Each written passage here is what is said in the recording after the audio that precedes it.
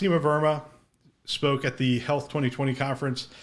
And it's interesting because, we keep talking about this. It's not a free market, but Seema Verma and all the people in that group right now, CMS, ONC, just that whole group believes that free market principles are going to change healthcare. And a couple of key quotes from this. I think it is important for providers to have skin in the game, she said. Just having upside risk doesn't really produce the type of savings and quality measures that we want. They want a free market. They want upside, they want downside, and they want the consumer to have choice. So that's what they're talking about. And she goes on to say, I think that the issue we have in value-based care is that many of our models, unfortunately, are not working the way we would like them to. They are not producing the types of savings that taxpayers deserve.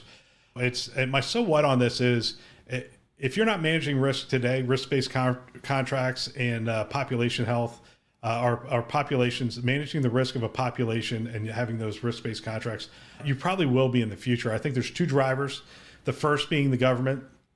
I think if this continues, if this model continues to, we'll see what happens in the election, but if this continues to be the model for the next 4 years, you're going to see some significant changes in terms of how healthcare is reimbursed and compensated, and CMS is going to lead the way in that.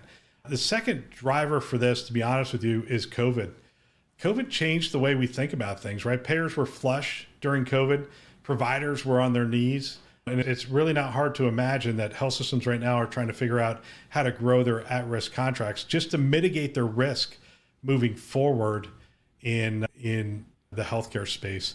So the reason I bring that up, a lot of different skills required, and a lot of health systems have failed in doing this in the past.